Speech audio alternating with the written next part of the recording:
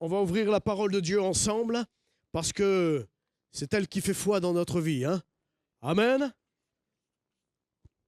Ça n'a pas l'air. Alléluia. Je crois que, vous savez, la parole de Dieu, ce n'est pas juste des écritures sur un livre. Je crois que la parole de Dieu, c'est celle qui est sortie du cœur du Père et qui l'a transmise afin que nous l'ayons, amen, tous les jours de notre vie. Et je dis souvent, je ne lis pas la Bible, mais j'écoute la Bible. J'écoute la parole de Dieu, parce que c'est dans elle que je vais trouver les solutions. C'est en elle que je trouve les réponses, car le Saint-Esprit nous guide. Celui qui a l'Esprit de Dieu est de Dieu. Donc forcément, si l'Esprit de Dieu est en toi, alors il te guide dans sa parole. Et alors tu peux comprendre des mystères cachés que tu ne pourrais pas sur un plan intellectuel ou seulement religieux, mais sur un plan parce que tu es fils et fille de l'Éternel, parce que l'Esprit de Dieu est en toi, parce qu'il habite en toi, parce que sa parole est en toi. Alors Dieu te fait comprendre des mystères cachés et que Dieu veut révéler à sa bien-aimée qui est l'épouse. Tu peux voir ton voisin et lui dire « Hey, tu es l'épouse de Jésus-Christ !» Alléluia. Amen. Ça devrait nous faire bondir. Hein? Il devrait y avoir des trous au plafond tellement. De se dire, mais waouh, mais ce que je suis en Jésus-Christ, c'est formidable. Voilà, il y a 15 jours de cela, le 28 juillet, je vous avais partagé, j'avais commencé un parcours autour d'un texte biblique qui était dans 1 Jean, chapitre 2, versets 15 à 17, si on peut le remettre.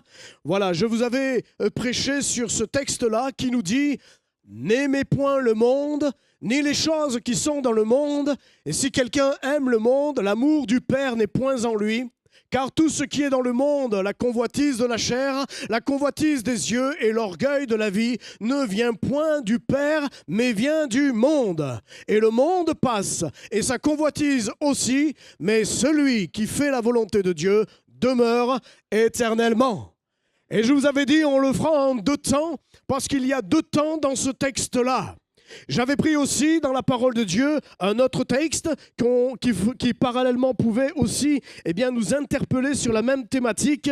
C'était dans 2 Corinthiens, chapitre 6, versets 14 à 18, où il nous est fortement invité à nous retirer, d'accord, du monde, à ne pas faire d'alliance avec les choses de ce monde. Amen. Est-ce que vous vous souvenez? On avait parlé de cela. Et donc, j'avais insisté pour cette première prédication sur « N'aimez pas le monde ». C'est-à-dire, n'aimez pas la mentalité, l'état d'esprit, son système de valeurs corrompu, son système maléfique contrôlé par Satan, parce que nous savons que ce monde dans lequel nous sommes est déchu, et le maître de ce monde, et Jésus le dira aux religieux, votre père c'est le diable. Et nous sommes dans un monde où le diable contrôle, mais je vous avais dit, mais que Dieu avait toutes choses dans ses mains et il était au contrôle de tout. Et Dieu permet, mais c'est Dieu qui dicte les choses. Alléluia. Amen. Le diable n'a pas tout pouvoir. Donc j'avais prêché sur cet aspect, n'aimez pas le monde. Aujourd'hui, ça sera la 2e partie de mon message, c'est « et les choses du monde ». La Bible nous dit, n'aimez pas le monde et les choses du monde, et c'est là-dessus que ce matin, j'aimerais m'arrêter quelques instants avec vous. Amen. Les choses du monde. Quelles sont les choses du monde? De quoi parle-t-on de ces choses? C'est important de le comprendre. Et nous allons le retrouver dans 1 Jean, le même chapitre 2, versets 15 à 17. Il y a 3 choses qui nous parle des choses du monde dans les Écritures. Et dans ce texte, nous les retrouvons. La première, c'est la convoitise de la chair. La deuxième, c'est la convoitise des yeux. Et la troisième, c'est l'orgueil de la vie. Voilà les choses dont Jean parle. Les choses de ce monde. Et on le retrouve dans son propre texte de Jean, ou la convoitise de la chair, et on va voir et on va développer davantage, la convoitise des yeux, on va développer aussi, et l'orgueil de la vie. Alléluia. Vous savez que ces choses-là, la chair, les yeux et l'orgueil de la vie, ont commencé très tôt, dès le commencement. Vous vous souvenez, dans le jardin d'Éden, avant que le péché entre dans le cœur de l'homme, avant que l'humanité soit contaminée par le péché, il va se passer une scène assez impressionnante. On trouve ça dans Genèse, chapitre 3, versets 4, 5 et 6. Mais ce qui m'a le plus parlé, c'est le verset 6. Vous savez que Dieu avait dit à Adam, « Vous ne mangerez pas, d'accord? Vous pouvez manger de tous les fruits, eh bien, du jardin, mais celui de la connaissance du mal et du bien, vous n'y toucherez pas. » Amen. C'est un commandement que Dieu a donné. Et malheureusement, la désobéissance était, et quand on lit les Écritures, il nous est dit que la femme, donc au verset 6 de Genèse chapitre 3, nous dit, la femme vit que l'arbre était, premièrement, bon à manger. Convoitise de la chair. La deuxième, c'est et qu'il était un plaisir pour les yeux. La convoitise des yeux. Et la troisième est que l'arbre était désirable pour rendre intelligent l'orgueil de la vie. Nous retrouvons dès la Genèse ces trois choses. La convoitise de la chair, la convoitise des yeux et l'orgueil de la vie, ce n'est pas quelque chose qui date juste d'hier, mais qui date depuis le commencement, depuis que Dieu avait donné cet ordre à l'homme de ne point toucher. Et dans sa désobéissance, il va toucher parce que la femme va être tentée par le diable et qui va l'amener, eh bien, à voir que le fruit était bon, à voir que le fruit était un plaisir à ses yeux, et puis surtout d'avoir cette assurance qu'il y a ce désir pour rendre intelligent. Qui c'est qui a envie d'être intelligent ce matin? Intelligent, c'est bien quand même, non? C'est pas un problème, on a le droit d'être intelligent. Je bénis Dieu pour tous ceux qui ont un cerveau, voire deux même, parce qu'ils développent plein de choses. Le mien, il est un peu ramolli. Mais on a besoin de tous les cerveaux. Et l'intelligence est importante. Mais la question qui se pose, que ces trois choses, quelle est la source de ces choses-là? Quelle est la source que nous lisons actuellement, la convoitise de la chair, la convoitise des yeux et l'orgueil de la vie? La Bible nous dit de ne pas avoir ces choses-là parce que la source, elle vient du malin. L'origine de la source de la convoitise de la chair, des yeux et l'orgueil de la vie vient du malin. Elle vient du diable. Et c'est le diable qui trompe l'humanité. C'est le diable qui veut tromper l'homme en croyant que l'orgueil de la vie, il se suffit à lui-même. Il n'a pas besoin de Dieu, il n'a pas besoin de quelqu'un au-dessus de lui, il se suffit à lui-même. Et c'est un danger. C'est un danger pour l'Église aussi de ne pas croire qu'elle se suffit à elle-même. Ce n'est pas parce qu'on chante au nom de Jésus que forcément Christ est au milieu de nous. Ne nous croyons pas, eh bien, être en situation sécurisée parce que nous louons le Seigneur. Non, il nous faut absolument que l'Esprit de Dieu soit au milieu de nous, en nous, et c'est lui qui nous révélera toutes choses. C'est lui qui va nous permettre de réaliser quelles sont les choses de la convoitise de la chair, la convoitise des yeux et l'orgueil de la vie. Alléluia. Pourquoi le diable est l'auteur de ces choses-là? Parce que dès le début, il a convoité et que l'orgueil était en lui. Vous vous souvenez? Nous l'avons dans Ézéchiel chapitre 28, versets 14 à 15, il nous est dit, parlant de Lucifer, « Tu étais un chérubin protecteur aux ailes déployées. Je t'avais placé et tu étais sur la sainte montagne de Dieu. Tu marchais au milieu des pierres étincelantes.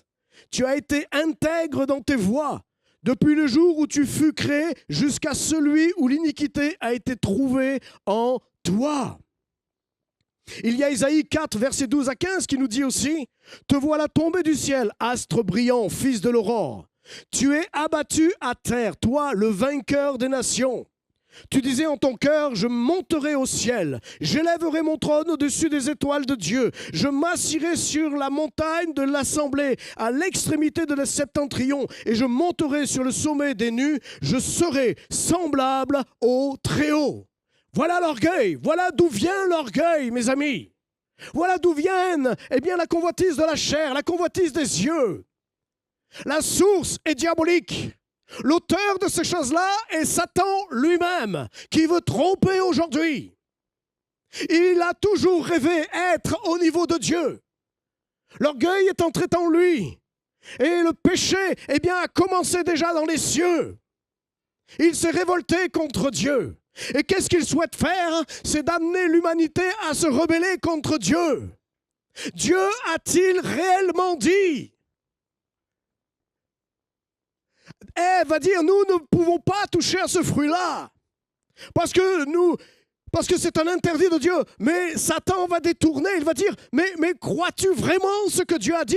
Non, Dieu ne voulait pas dire ça comme ça.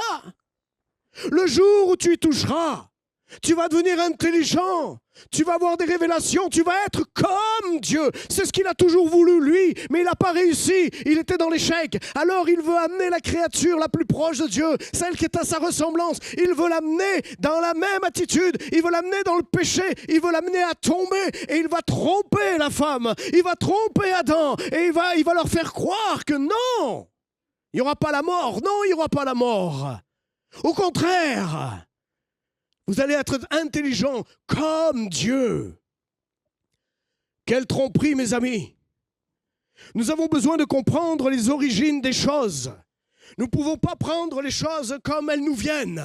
Nous devons discerner. Nous avons besoin de discerner dans l'Église ce qui est de Dieu et ce qui n'est pas de Dieu. Vous vous souvenez de cette femme qui avait un esprit de python? Elle, ce qu'elle disait dans son message, « Voici les hommes de Dieu qui vous annoncent le royaume des cieux. » Le message lui-même est bon, mais la source est satanique.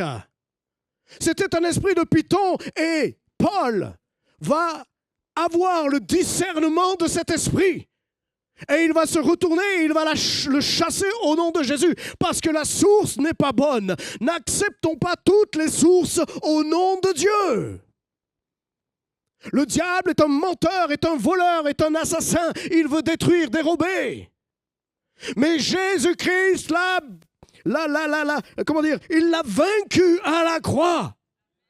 L'Église de Jésus-Christ n'est plus sous un joug, le joug de l'ennemi. Au contraire, l'Église est sous le joug de Dieu, l'Éternel, notre Dieu. Et il est léger. Il ne culpabilise pas. Alléluia. Alors, les trois choses. La convoitise de la chair, et je vais surtout insister sur la parole de Dieu ce matin, pas ce que Sylvain le pasteur pense, mais ce que la parole de Dieu nous dit, mes amis. C'est la parole de Dieu qui doit vous dicter dans votre vie. C'est elle qui doit vous conduire, amen. Et mon objectif à moi, c'est de vous transmettre la parole de Dieu. Notez les références, prenez note et méditez à la maison la suite. La convoitise de la chair, Galates 5, verset 16. Je vous dis donc, marchez selon l'esprit, et vous n'accomplirez pas les désirs de la chair.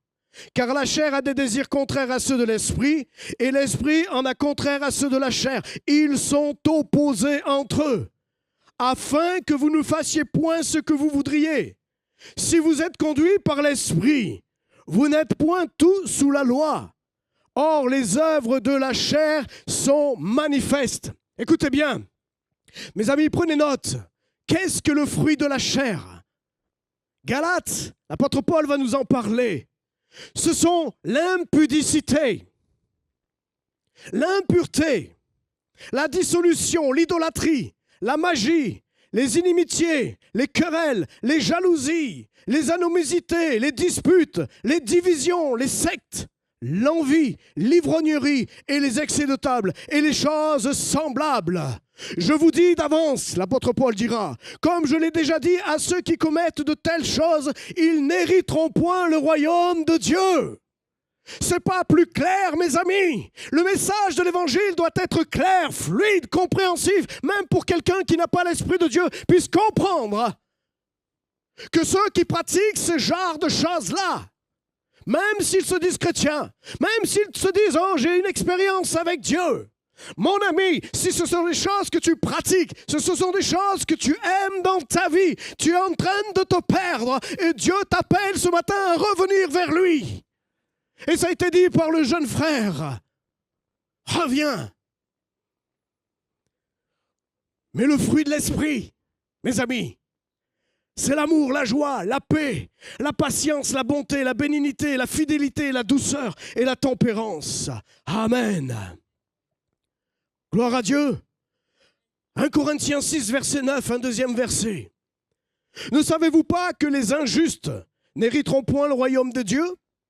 Ne vous y trompez pas, ni les impudiques, deux fois l'impudique, mes amis, et on va y venir dessus, ni les idolâtres, ni les adultères, ni les efféminés, ni les infâmes, ni les voleurs, ni les cupides, ni les ivrognes, ni les outrageux, ni les ravisseurs n'hériteront le royaume de Dieu. Et c'est là ce que vous étiez autrefois, quelques-uns parmi vous. Mais vous avez été lavés, mes amis, mais vous avez été lavés, mais vous avez été sanctifiés, mais vous avez été justifiés au nom du Seigneur Jésus et par l'Esprit de notre Dieu. Vous avez été lavés. Ne retournez pas dans vos péchés, ne retournez pas dans vos breuveries, ne vous retournez pas dans les choses d'avant, mes amis. Vous avez été purifiés, vous avez été lavés, vous avez été ressuscités en Christ. Vous êtes du royaume des cieux, vous n'êtes plus de ce monde, vous n'avez plus à vivre selon le monde, mais à vivre selon le royaume des cieux, alléluia. Réveille-toi, toi qui dors, toi qui vis encore avec un pied dans le monde et un pied dans l'église. L'église ne te sauvera pas, le message ne te sauvera pas si tu ne réponds pas à l'appel de Jésus-Christ.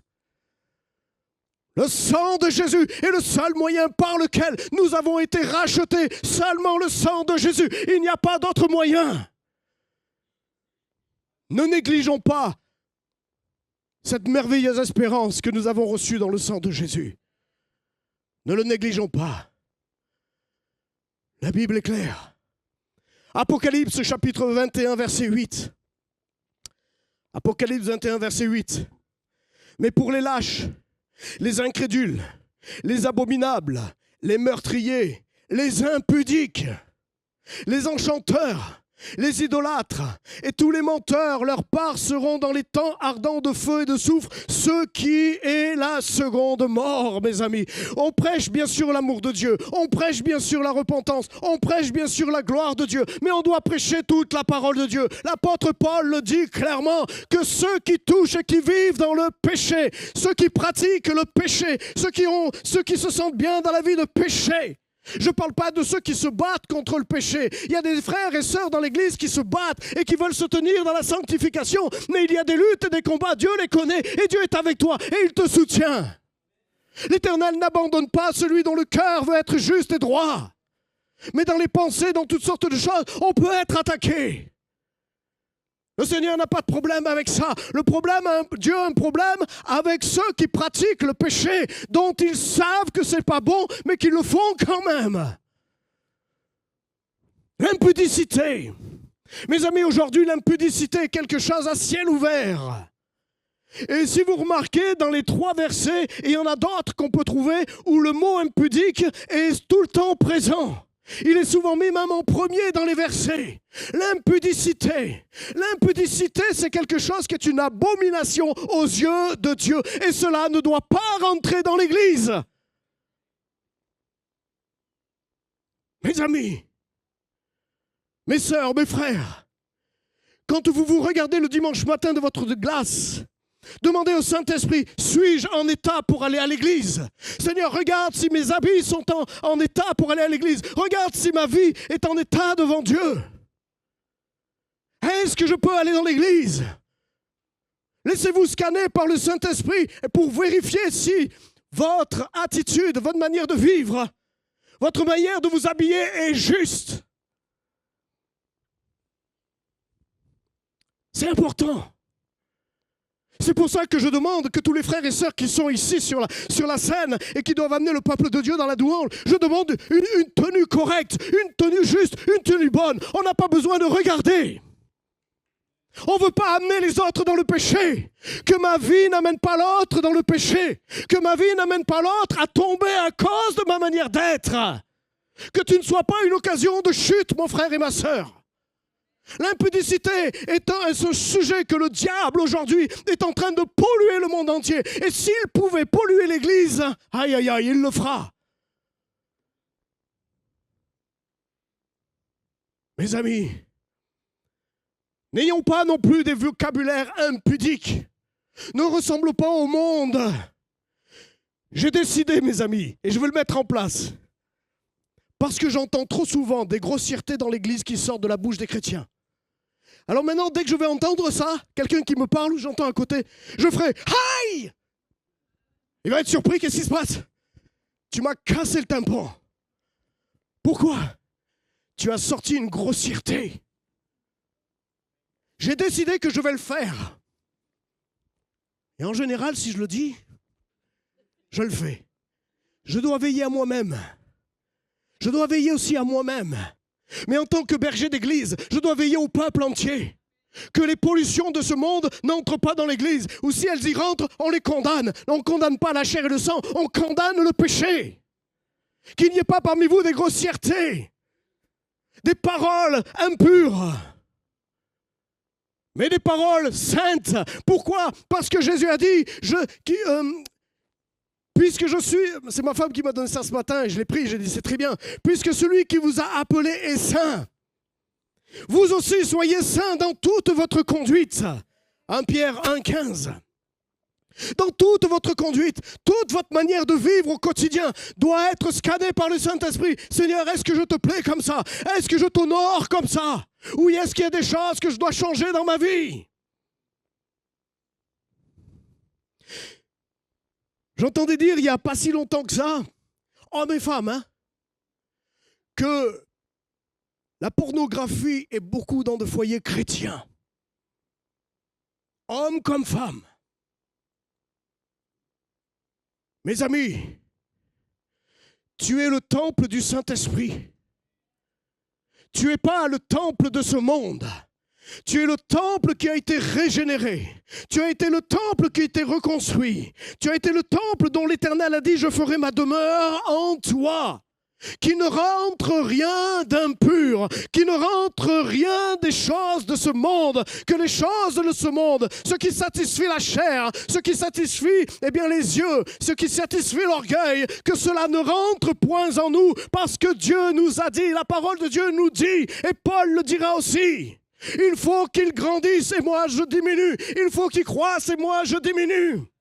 Je dois reconnaître ma petitesse devant Dieu, parce que ce n'est plus moi qui vis, c'est Christ qui vit en moi. Mais si tu touches à ces choses-là, tu es en train de polluer non seulement ton esprit, ton âme, mais ton corps aussi. Ton corps, c'est le temple du Saint-Esprit. Tu ne peux pas l'amener à une prostituée. Tu ne peux pas avoir une attitude comme ce monde. Il te faut vivre dans la sanctification, car sans personne, ceux qui ne sont pas sanctifiés ne verront pas Dieu. Je ne veux pas mettre un joug, je ne veux pas mettre des peurs et des craintes. Je veux que la parole de Dieu soit prêchée dans tout ce qu'elle est. Et on aura des messages sur l'amour, sur la grâce, sur la gloire, bien sûr que Dieu est amour. Mais si Dieu nous a donné ça, c'est pour nous avertir. Il nous aime tellement, Dieu t'aime tellement. Dieu t'aime tellement qu'il fera tout à travers sa parole pour te parler et te dire dans ta conscience, non mon fils, non ma fille. Dieu n'a pas de problème avec ton péché. Dieu a un problème parce que tu aimes le péché. Dieu connaît tes faiblesses. Dieu connaît toutes choses. Il n'a pas un problème avec ça. C'est quand tu mets quelque chose d'autre à la place de Dieu dans ta vie. N'imitons pas le monde. Ne soyons pas comme le monde, mes amis. Que ces textes viennent en nous, que nous puissions les méditer. Et dire, Seigneur, garde-moi, préserve-moi. Mes amis, je le répète peut-être dimanche après dimanche, mais Jésus revient. C'est quelque chose que l'on doit s'encourager avec ça. Jésus revient. Et il est important que nous nous rappelions de ça. Mais Jésus vient chercher une épouse sans ride et sans tache. Le péché, ça brûle. Et c'est la mort. La convoitise des yeux. Matthieu nous dit, mais moi je vous dis que quiconque regarde une femme ou un homme, parce qu'aujourd'hui, il faut bien dire que c'est aussi comme ça, pour la convoiter a déjà commis un adultère avec elle dans son cœur. Quand tu convoites, que ce soit une femme ou un homme, des objets, une voiture, une maison, quand tu commences à convoiter, alors tu es dans la convoitise des yeux. Et vous savez, quand j'étais aumônier de prison, j'ai rencontré beaucoup de messieurs qui se sont retrouvés là à cause de la convoitise. La convoitise les a amenés en prison parce qu'ils ont commis des choses qu'ils désiraient. Mes amis, le seul désir que nous devons avoir, c'est aimer notre Seigneur et notre Dieu. Le reste, il nous donnera si nous avons besoin. Mais que le Seigneur nous garde. Le Proverbe 6, verset 25, ne la convoite pas dans ton cœur par sa beauté et ne te laisse pas séduire par ses paupières. Et derrière, j'ai mis l'esprit du monde. Pas seulement que la chair, mais l'esprit du monde. Ce que nous voyons dans le monde aujourd'hui, ce qui nous attire dans le monde aujourd'hui. On ne va pas revenir sur les JO, on ne va pas revenir sur l'ouverture des JO. Mais tout ce que les gens voyaient, ils étaient imprégnés, ils n'ont pas pu éteindre la télé, les gens du monde. Ça fait partie de leur vie. Mais en tant qu'Église de Jésus-Christ, tu ne peux pas rester devant des scènes qui te polluent, des scènes qui te trompent, des scènes qui vont à l'encontre de la volonté de Dieu. Tu ne peux pas. Pourquoi? Parce que tes yeux sont les yeux de l'Éternel. Ton cœur est le cœur de l'Éternel. L'abomination, on le sait. On a vu beaucoup de critiques sur cette cérémonie, mais en même temps, on n'est pas surpris. En même temps, c'est l'esprit du monde. Et la Bible nous dit que l'ivraie va pousser au même titre que le blé. Donc, ces choses-là doivent arriver, ce n'est pas un problème. Nous ne devons pas nous focaliser là-dessus. Nous devons nous dire que Jésus revient bientôt, que les signes sont là et qu'elles sont intenses et qu'il nous faut nous préparer et nous tenir devant le Seigneur. Cela ne veut pas dire qu'on ne doit pas dénoncer. Bien sûr qu'on doit dénoncer. Mais on ne doit pas focaliser là-dessus. Alléluia. Que nous puissions marcher selon le cœur de Dieu. Matthieu 5, 29. Si ton œil droit est pour toi une occasion de chute, arrache-le, jette-le loin de toi, car il est avantageux pour toi qu'un seul de tes membres périsse et que ton corps entier ne soit pas jeté dans la géhenne. Alors je ne suis pas en train de te dire ce matin, si ton œil est pour toi une occasion de chute, arrache-le. Non. Les amis, je vais avoir après des problèmes. C'est une question d'état d'esprit en tant qu'enfant de Dieu. Si je sais que j'ai une faiblesse dans des choses que je regarde, eh bien, c'est de pouvoir me détourner. Et comment je peux le faire? Eh bien, c'est dans ma communion et ma relation avec Dieu. Comment je peux le faire? C'est quand j'ai la connaissance de la parole de Dieu qui me dicte et qui me donne des consignes de comment vivre et de comment savoir faire le tri des choses. Si je sais que mes yeux sont une occasion de chute, alors je ne vais pas aller me mettre dans des endroits où je risque de chuter. Mes amis, c'est logique. Jacques dit quelque chose de très intéressant. Jacques 1, versets 14 à 15. Mais chacun est tenté quand il est attiré et amorcé par sa propre convoitise. Puis la convoitise, lorsqu'elle conçue, enfante le péché. Et le péché étant consumé, produit la mort. J'aime bien la parole de Dieu parce que des moments, ça vient nous bousculer. Le Dieu de grâce, oui. Mais le Dieu de l'exigence aussi. Dieu est saint. Rappelons-nous, mes amis, que Dieu est saint. Et s'il est saint, nous sommes appelés à être saints. Alléluia. Voyez l'exemple de David dans 2 Samuel 11, verset 2. David, le roi David. Il aurait dû être au combat. Il était appelé à être à la tête d'une armée. Et ce soir-là, il va être dans son palais et il va se promener sur ses terrasses et il va voir cette jeune femme en train de prendre son bain. Et la Bible dit que ses yeux ont vu que cette jeune femme, elle avait un beau visage. Il était attiré par ce que ses yeux voyaient. Et cela va l'amener à chuter. Cela va l'amener à pécher. Cela va l'amener à commettre l'iniquité. Et pourtant, c'est le roi. Le roi, selon le cœur de Dieu, la Bible nous dit. Ça veut dire que personne ne peut se croire debout. Si David est tombé, tous peuvent tomber. Et c'est pour ça qu'il nous faut être dans une communion et dans une relation avec le Seigneur afin d'être préservés et ne pas aller dans des endroits ou ne pas aller sur des sites ou ne pas aller nous retrouver dans des situations où il y a un risque. Je me souviens un jour, alors que je discutais avec un frère, il me disait « Ah mais moi, je peux aller n'importe où, je ne tomberai jamais. » Alors j'ai dit « Mon ami, attention, parce que ça c'est un risque. » Non, mais je sais qui est en moi et je sais. Ça c'est tenter Dieu, mes amis. Ça c'est tenter Dieu. Si tu sais que là c'est pas bon, tu n'y vas pas à point ligne. Dieu nous a donné l'intelligence, la sagesse, pour pouvoir faire des choix et être libre dans nos manières de vivre, bien sûr, mais tout en conformité avec la parole de Dieu. Ta vie doit être en conformité avec la parole de Dieu. C'est essentiel, c'est nécessaire. Allez, j'avance. L'orgueil de la vie.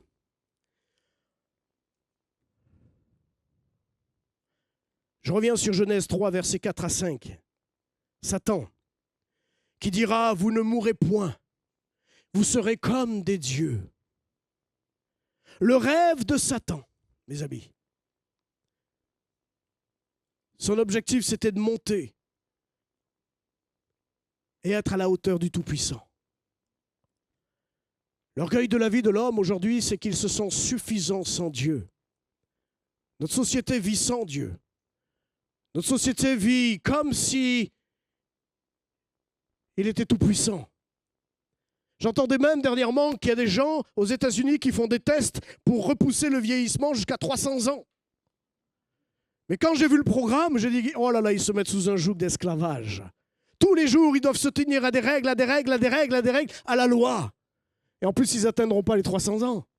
C'est un leurre, c'est une folie, mes amis. Vivre sans Dieu, c'est une folie. C'est pas possible. Nous avons besoin de Dieu dans nos vies. Tu as besoin de Jésus-Christ dans ta vie. Tu as besoin de ton Seigneur et de ton Sauveur jour après jour avec toi. Il te faut prendre une décision. Il ne te faut plus être tiède. Il te faut prendre une décision. C'est aujourd'hui encore le jour où Dieu appelle le cœur. Tu ne connais ni le jour ni l'heure où tu vas mourir. Mais quand tu seras mort, c'est fini. La décision, c'est maintenant, mes amis. La décision de marcher dans la sanctification, c'est maintenant, mes amis. Crie à l'Éternel, viens à lui. Chaque jour que tu respires est un jour de grâce que Dieu te donne. Mais il y a une date d'échéance, mes amis. Sur tout être humain, il y a une date d'échéance. Contrairement à l'humanité, l'orgueil, à l'humilité, l'orgueil est une très haute opinion qu'on a de sa valeur personnelle. Le roi Nebuchadnezzar, vous vous souvenez? Il marchait sur ses terrasses aussi. Ah, la Babylone! Ah, celle que j'ai construite! Et il y avait toute une fierté, tout un orgueil en lui. En plus, il était le seul roi de toutes les nations. Il était dans une position, de toute puissance où il n'a même pas effleuré dans son esprit que son souffle a été prêté par Dieu. Et puis une voix va se faire entendre et lui dire aujourd'hui même, tu vas perdre tout ça. Et on connaît l'histoire, il va se retrouver avec un esprit de bœuf ou d'âne, je ne sais plus, et il va se retrouver dans les champs, à la rosée, et c'est seulement 7 ans plus tard que Dieu va lui redonner la notion de l'esprit humain, et il va se repentir devant Dieu. N'attendons pas, mais le Saint-Esprit nous avertit et il nous guide, que nous ne tombions pas dans l'orgueil de la vie de suffisance. Tout ce que tu es capable de faire, tout ce que tu es capable de vivre, c'est juste le cadeau de Dieu qu'il t'a donné à pouvoir le faire. Je disais à mon fils dernièrement, parce qu'il joue au tennis, il aime ça et il est assez fort et il est content. Je lui ai dit, mais mon fils, sois reconnaissant devant Dieu, parce que si tu en es là aujourd'hui, c'est parce que Dieu te l'accorde. Et que rien vient de toi. Loue toujours le Seigneur. Remercie le Seigneur pour toutes choses, pour tout ce qu'il t'a fait, tout ce qu'il t'a donné. Sois juste reconnaissant et rappelle-toi que tu n'es rien. Sans lui, tu n'es rien. Sans Dieu, nous ne sommes rien, mes amis. Nous avons aussi le roi Hérode, vous vous souvenez, dans Actes chapitre 12, verset 21, où à un jour fixé, Hérode, revêtu de ses habits royaux, est assis sur son trône, les harangua publiquement.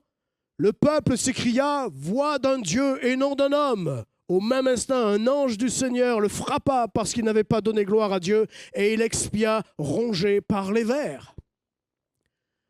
Vous savez, tous ces orgueilleux qui se croient sans Dieu, tous ces hommes qui blasphèment le nom de Dieu, tous ces hommes et les femmes qui vivent contrairement à la volonté de Dieu auront des comptes à rendre.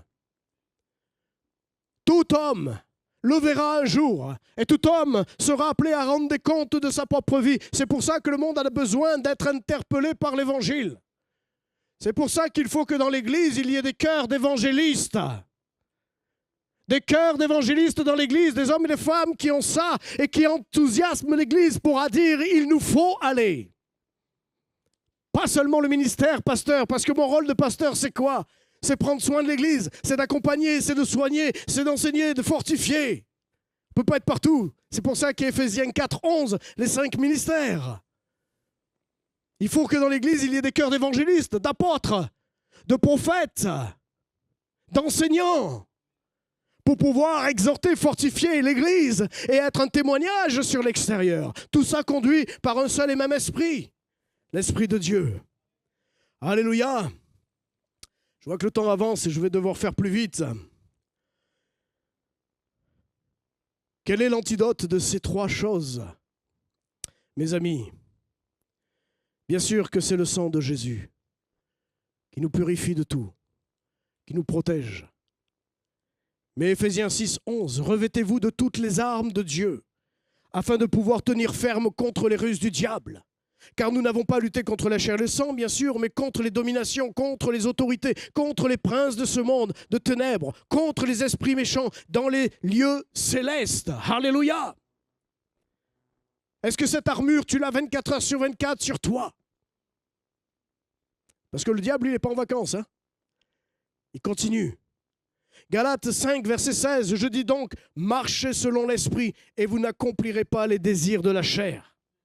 Éphésiens 5, 18, ne vous enivrez pas de vin, c'est de la débauche. Soyez au contraire remplis de l'esprit. Entretenez-vous par des psaumes, par des hymnes, par des cantiques spirituels, chantant et célébrant de tout votre cœur les louanges du Seigneur. Rendez continuellement grâce à toutes ces choses à Dieu le Père, au nom de notre Seigneur Jésus. Mes amis, si ces choses-là sont dans ta vie, si ces choses-là sont dans ta vie, alors tu ne seras pas préoccupé des choses qui pourraient t'amener à chuter. Si tu loues le Seigneur, si tu adores le Seigneur, si tu lis sa parole, si tu pries, si tu chantes des cantiques, eh bien l'Esprit de Dieu te préserve de toute chute. Oui, c'est possible de ne pas chuter. Oui, c'est possible. Tout dépend de ta manière de vivre. Tout dépend de tes priorités dans ta vie. Est-ce que Dieu est la priorité de ta vie? Alléluia. Si tu te tiens dans ces choses-là, mon ami, je crois qu'il est possible que tu tiennes debout. J'entends dire des fois des chrétiens qui disent « Oui, mais c'est impossible de ne pas tomber. » Faux. Tout dépend de ce que tu mets en priorité dans ta vie. Si tu sais qu'à la télévision à 20h40, c'est un film dont les scènes ne sont pas catholiques, dont les meurtres sont constamment, et que tu te dis c'est une petite série, c'est juste pour décompresser de la journée, mon ami, tu chutes forcément. Mais si tu le sais, les choses, et que tu ne prends pas, tu ne seras pas malade. Si tu nourris ton esprit de choses perverses, eh bien ton esprit va tomber malade. Si à ton corps tu lui donnes un steak avarié, il va tomber malade. Il a besoin d'une nourriture saine, ton corps, pour être en bonne santé. Ton esprit, c'est la même chose. Tu vas être en bonne santé en fonction de ce que tu te nourris. Alléluia. Oh Jésus, on a besoin de toi. 1 Pierre 2, verset 11, « Bien-aimés, je vous exhorte, comme des étrangers voyageurs sur la terre, à vous abstenir des convoitises charnelles qui font la guerre à l'âme. » Alléluia. Et je vais devoir finir parce que le temps avance. Matthieu 6, 24. « Nul ne peut être en même temps au service de 2 maîtres, car ou bien il détestera l'un et aimera l'autre, ou bien il sera dévoué au premier et méprisera le second. Vous ne pouvez pas servir en même temps Dieu et l'argent. » Et derrière le mot l'argent, je dirais la mentalité du monde, les choses de ce monde. Jacques 4, 4, ne savez-vous pas qu'aimer le monde, c'est haïr Dieu? Si donc quelqu'un veut être l'ami du monde, il se fera ennemi de Dieu. Galates 6, 14. En ce qui me concerne, je ne veux à aucun prix placer ma fierté ailleurs que dans la mort de notre Seigneur Jésus sur la croix. Par elle, en effet, le monde du péché a été crucifié pour moi, de même que moi j'ai été pour ce monde. Nous avons été crucifiés au péché. Nous sommes plus de la nature de Adam. Nous sommes dans cette nouvelle nature de Jésus-Christ. Et dans cette nouvelle nature de Jésus-Christ, nous avons été justifiés, nous avons été sanctifiés, nous avons été purifiés, lavés. Alors ne retombons pas dans des choses qui nous éloigneraient de Dieu. 1 Jean 5, verset 4, « Tout ce qui est né de Dieu triomphe du monde. Et la victoire qui triomphe du monde, c'est notre foi. » Alléluia. Philippiens 4, 8, « Au reste, frères, que tout ce qui est vrai, tout ce qui est honorable, tout ce qui est juste, tout ce qui est pur, tout ce qui est aimable, tout ce qui mérite l'approbation, ce qui est vertueux et digne de louange, soit l'objet de vos pensées. » Amen. Je me suis noté, les chrétiens doivent toujours se rappeler qu'il est dans un monde, mais qu'il n'est pas du monde. Il ne doit pas se laisser guider par la convoitise de la chair des yeux. Il ne doit pas être orgueilleux de la vie. Il doit vivre par l'Esprit qui l'aide à mener une vie de sainteté, agréable à Dieu et qui ne laisse aucune chance à Satan de s'approcher de lui. Alléluia. La Bible dit que tout m'est permis, mais tout n'est pas utile. Tout m'est permis, mais je ne me laisserai pas asservir par quoi que ce soit. Et Matthieu 24, 13, « Mais celui qui persévérera jusqu'à la fin sera sauvé. » Et je vais m'arrêter là ce matin. Mon frère, ma sœur, qu'en est-il de ta vie aujourd'hui? Comment marches-tu dans ta vie que l'Éternel t'a prêtée? Comment honores-tu ton Dieu dans ta vie de tous les jours, fils et fille de l'Éternel? Est-ce que quand le Père te voit, sa joie est immense?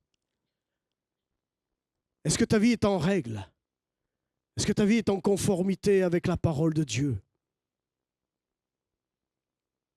Mon frère, ma sœur, ce n'est pas de la blague, c'est très sérieux. La Bible parle. Dieu communique. Et Dieu désire que son Église réjouisse son cœur. Peut-être ce matin, tu es là et tu as des choses dont tu sais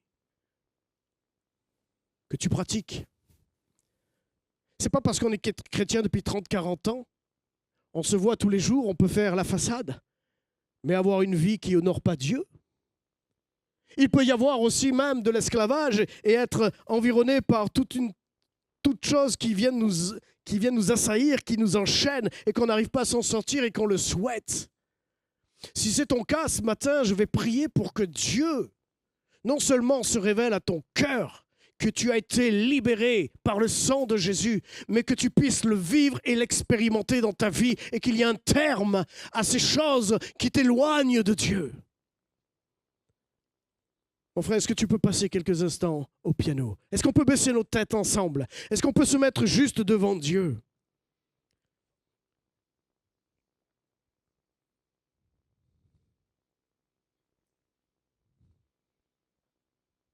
Oh Jésus, merci.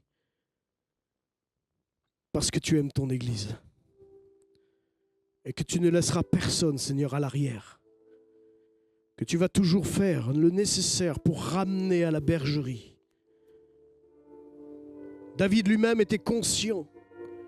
David était conscient de son péché. Et il s'est repenti de tout son cœur. Parce qu'il avait eu comme expérience Saül, dont l'esprit s'était retiré et dont la fin de vie était terrible. Et David craignait l'Éternel. Il craignait l'Éternel et quand ça lui a été révélé le péché, il s'est humilié, il est tombé. Il s'est mis dans le jeûne. Il a imploré Dieu.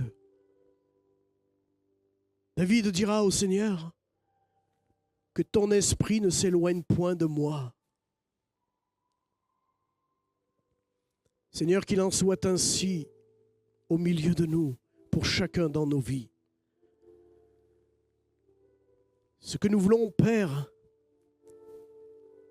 pour pouvoir avancer dans nos vies et dans l'Église aussi, c'est de pouvoir mettre notre vie en conformité. Et peut-être que ce matin, tu es là, alors qu'on a les yeux baissés. Est-ce que tu veux faire une démarche par la foi, juste en levant ta main? Non pas que le Seigneur ne te voit pas, il le sait, le Seigneur, il te voit. Il sait ton cœur. Mais comme une démarche personnelle, juste de dire, Seigneur, moi, je reconnais. Tu n'as pas besoin de savoir pourquoi, juste parce que je reconnais et que j'ai besoin. Ne te prive pas de la grâce de Dieu. Que quand en faisant ce geste-là, tu es juste en train de dire je le veux, je le désire, j'y arrive pas, mais je le veux, je le désire. Parce que je crois que le Seigneur veut délivrer encore. Dieu veut libérer encore. Dans l'Église aussi, surtout dans son Église qu'il aime.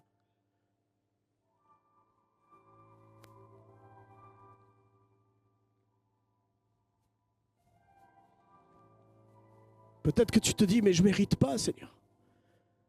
Je suis allé trop loin. Je viens à l'église, j'ai toute une façade, j'ai une manière de vivre, mais mon cœur a besoin d'être reconnecté à toi. J'ai besoin que tu viennes faire ce nettoyage dans ma vie. Le Seigneur te voit, il te connaît. Jésus, merci. Parce que tu touches les cœurs. Parce que tu touches, Seigneur, encore les vies de tes enfants. Seigneur, si tu nous as avertis et si tu nous as donné ces recommandations, ce n'est pas pour sortir le bâton et nous taper, au contraire. C'est parce que tu nous as tellement aimés. Tu nous as tellement aimés que le prix le plus précieux est sorti de ton Fils, son sang. À un prix qu'on ne peut imaginer, Seigneur. Et si tu l'as fait, c'est parce que chacun ici est précieux et que tu aimes et que tu veux déverser sur quelqu'un ce matin un amour inconditionnel. Seigneur, merci parce que tu le fais et tu touches. Je proclame que mes frères et sœurs soient libérés dans leur esprit. Je proclame que les âmes soient dans la joie de l'Éternel. Je proclame que mes bien-aimés puissent dire comme David, mon âme bénit l'Éternel et n'oublie aucun de ses bienfaits. Que la joie du Seigneur soit ta force ce matin. Que tu puisses être rempli par son esprit, qu'il n'y ait plus de culpabilité, parce que nous l'avons lu, Dieu ne culpabilise personne. Dieu veut réveiller les consciences, Dieu veut réveiller les cœurs, et c'est ce qu'il fait ce matin. Il réveille les cœurs de plusieurs ce matin, afin de les amener sur ce chemin de la sanctification, afin d'être réconciliés pleinement avec Dieu, afin qu'il n'y ait plus rien sur leur chemin qui empêche cette communion avec Dieu. Dieu t'aime, Dieu t'aime, Dieu t'aime et Dieu t'aime encore plus, et il usera de patience jusqu'au bout afin que tu puisses marcher et être à sa ressemblance chaque jour que Dieu fait. Père, je veux te bénir encore et d'accompagner les uns les autres. Que ton nom soit glorifié, que ton nom soit loué, que ton nom soit béni au milieu de ton assemblée et que le peuple de Dieu soit dans la joie, soit dans la paix et soit dans l'amour de l'Éternel. Au nom de Jésus. Amen.